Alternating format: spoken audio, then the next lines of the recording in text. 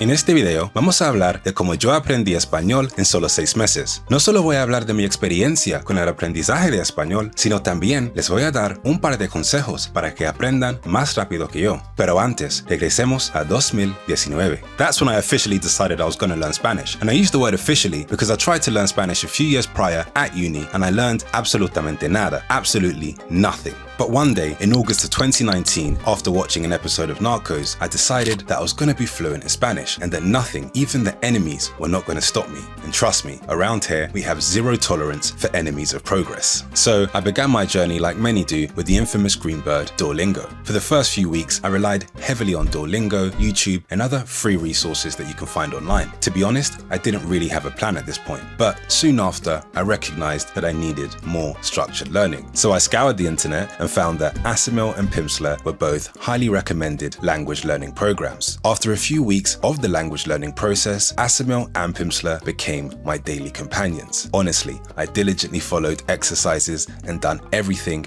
both programs said I should be doing. And I'd done it way ahead of time. After 2 weeks, I genuinely felt my progress in the language go like this. At this point in time, I also changed my phone settings to Spanish, and I was only consuming Spanish-speaking content. I remember even, if there was an English show, I would watch the Spanish dubbed version. That's how committed I was to learning Spanish. By November, so about 3 months into the language learning process, and after finishing Pimsleur and Assimil, I was finally ready to speak. In hindsight, I waited way too long to speak. I could have had a conversation in the language 5 or 10 days after learning. I don't know why I waited so long in hindsight, honestly. Doesn't make any sense. The only way to get better in a language is through speaking. I made a video called 5 Things I Wish I Knew Before Learning Spanish, which I'll link here, and I go over the idea that in order to speak, you have to speak. What do I mean by that? In order to speak, you have to make mistakes, go through the process of speaking to other people, understanding dialects, accents, etc. to get better at the language. The only way to do that is through speaking, and the sooner you speak, the better, and the more frequently you speak, the better. I wish I really thought about that sooner in the process, but it is what it is and I eventually learned. But I would advise you guys to speak ASAP. As soon as you get a grip of the language, go out there and speak to people. You're gonna make mistakes, you're gonna sound like an idiot, but it's okay. It's all part of the process. We've all been there. During this period, I also bought a language learning textbook called Nuevo Prisma. This was to get me comfortable with grammatical concepts and to widen my vocabulary. I was doing this in my own time, exercises and tasks when I could, but it helped me to maintain that structured learning as I'd finished Pimsleur and Assimil.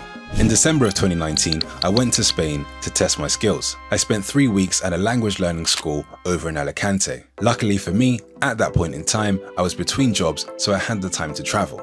Lucky me, eh?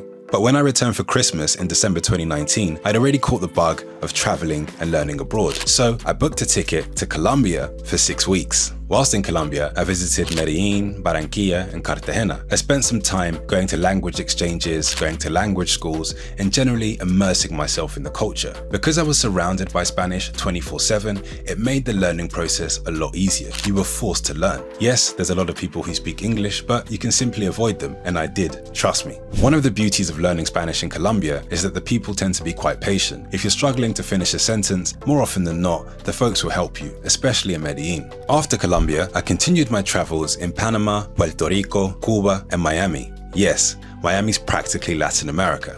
So in February of 2020, whilst on my travels, the light bulb went off. That's when I was like, damn, yo puedo hablar español. No solo eso, yo puedo pensar en español. Before, I was thinking in English and translating everything to Spanish. But in February, I could actually think in the target language. And that's when I realized, damn, I'm pretty fluent in this. Now you're probably wondering, how have you maintained your Spanish from then until now? Well, it's a mixture of things. Mainly watching content in Spanish, reading newspapers and articles in Spanish, and finally speaking in Spanish as frequently as possible. The best way to maintain your Spanish is to speak at every given opportunity, and believe me, I do exactly that. And there you have it, how I became fluent in Spanish in just 6 months. If you like this video, then go and check out my other video, 5 Things I Wish I Knew Before Learning Spanish, up here. Don't forget to like, share, and subscribe to the channel if you haven't already. Thanks for watching, I'll see you in the next one. Peace.